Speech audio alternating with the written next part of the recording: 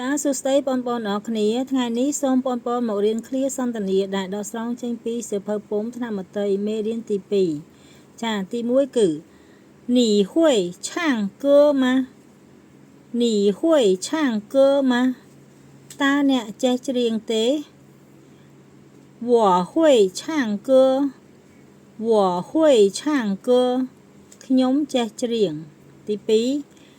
你喜欢唱歌吗你喜欢唱歌吗តើអ្នកចូលចិត្តច្រៀងទេ我喜欢唱歌我喜欢唱歌ខ្ញុំចូលចិត្តច្រៀងទី3你想唱歌吗你想唱歌吗តើអ្នកចង់ច្រៀងទេ我想唱歌我想唱歌ខ្ញុំចង់ច្រៀងចាអរគុណបងប្អូនអរគ្នា